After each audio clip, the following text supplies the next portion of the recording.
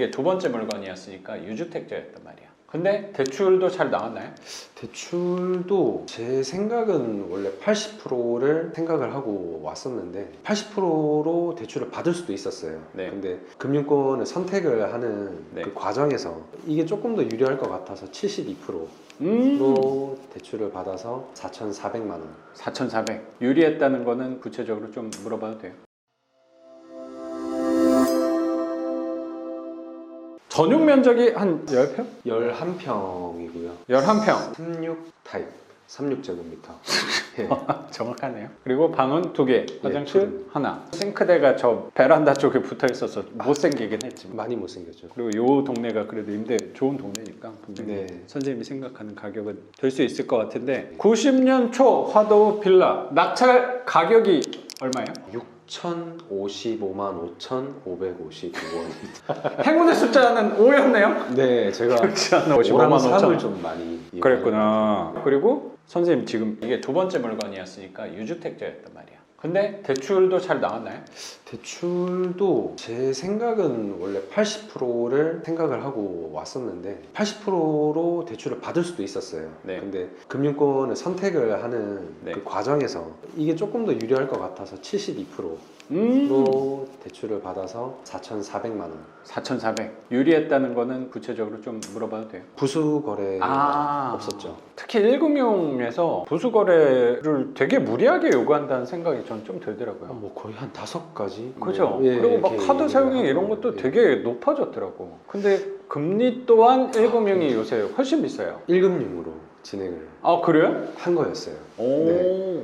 다른 2금융으로 했으면 금리가 음. 좀 더 낮긴 했을 건데 그래도 이게 유리할 것 같다라는 생각이 들어서 네. 잘했어요. 덩치가 작기 때문에 4,400 정도면 금리 뭐 0.12%도 높다고 어차피 10,000원 왔다 갔다 하는 거라고 생각하거든요. 네.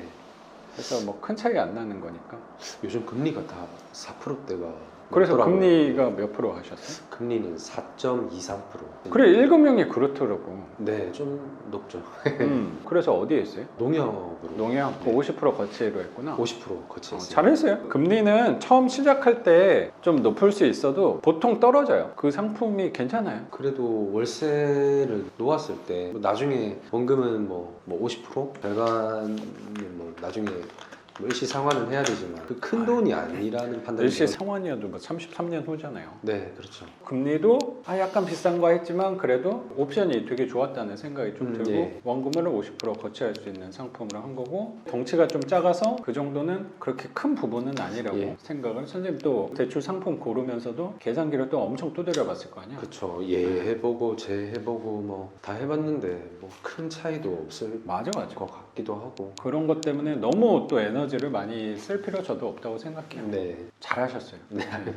저였어도 그거를 했을 거라고 생각을 하거든요. 네. 그게 만약에 덩치가 큰 거였다면 조금 다를 수도 네. 있는데 이건 조그만 거니까 그렇게 하는 게 저는 맞다고 생각해요. 네, 그리고 만약에 작년 이맘때였으면 그 상품을 쓰고 싶어도 못 썼어요. 그렇다고 하더라고요. 농협에서 대출이 아예 막혔었으니까 너무나도 좋은 시기에 그 좋은 상품 잘 쓰신 거라고 생각합니다, 선생님. 그리고 요 집 같은 경우는 명도에 관해서는 여기가 빈집이었고 채무자랑 또 연락이 잘 돼서 특별한 건 사실 없었으니까. 네, 잘 연락이 됐고 음. 뭐 수월하게 그리고 문이 짐도 들어왔던 없었던 것 거예요? 같아요. 짐이 아예 없었어요. 다 비워져 있는 상태였죠. 선생님 빨리 들어오라고 기다리고 있었던 느낌도 되게 드네요. 다 선생님 덕분에 계속 연락을 드렸죠. 이거 어떻게 해야 되냐고. 아, 맞아. 좀 고민을 같이 하긴 했네. 네. 합의도 잘 해서 입성을 하게 된 거다. 네. 그래요. 그러면 선생님에 관해서 좀 여쭤볼게요. 예. 선생님은 되게 기억이 나요. 선생님이 원래 수업을 예전에 신청했던 게 한 1년 전에 원래 만날 수 있었다는 생각도 되게 들었는데 그때 내가 기억이 나거든. 좀 더울 때였는데 상황이 사실 할 수가 없었잖아. 할 수가 없었다기보다 좀 겁이 났죠. 대출이 나올까? 그때는 못 만났었는데 1년이 지나서 작년 하반기 때 다시 만나게 된 거잖아요. 아, 그때 네. 수업 신청을 다시 해주셔가지고. 네. 근데 맞아요. 그때 왜 1년 동안 있다가 다시 또 오셨는지 그게 좀 궁금해요. 거의 1년 동안 고민한 거잖아요. 그 1년 동안 고민한 이유가 제 상황 자체가 진행을 해도 되는지에 대한 확신이 없었고 그 상황이 뭐였는데? 제가 분양받은 집 때문에 네, 분양받은 그 집 분양은 때문에 언제? 20년 5월에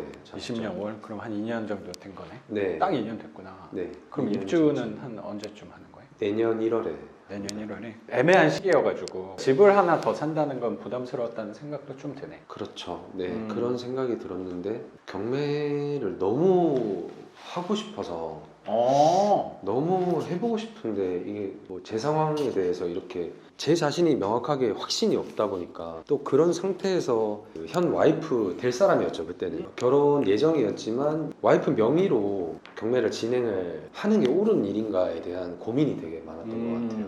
그래서 선뜻 하진 못했죠. 그래서 그때 선생님한테 다시금 연락을 드려서 취소를 했던 기억이 있습니다. 근데 1년을 좀 고민해 보니까 1년의 시간이 괜한 고민은 또 아니었네. 아, 내 해야겠다라는 생각을 좀 했나 보다. 그러니까 그쵸. 이렇게 입찰을 하자마자 한 4개월 정도 됐는데 이렇게 집이 또 생긴 거고 사실 회사 일 잘하고 있는 거잖아요. 근데 오. 그런 사람이 나는 선생님 입찰을 많이 못할 거라고 생각했는데 네. 맨날 입찰한다 그래가지고 점심시간에도 아침에 병원 간다 하고 잠깐 갔다가 업무 특성을 잘 활용을 해서 그러면 안 되는데 네. 예, 이탈계를 써놓고 잠깐 갔다 왔었죠 몇 번. 나도 많이 그랬어요. 근데 선생님 현장이에요? 그쵸, 저는 현장 근무니까 그게 약간 유리할 수도 있는데 네. 저는 실내 근무여서 뻥치기가 사실 되게 좀 어려웠던 경향이 좀 있긴 했죠. 정말 힘들고. 현장 근무의 특성을 아주 잘 살렸네. 그렇죠. 그러면 안 되는데. 내가 사장 아니니까. 예. 내가 직원을 뽑지 않는 이유 중에 하나가 그거예요. 선생님 그렇죠. 같은 직원이 예. 올까봐.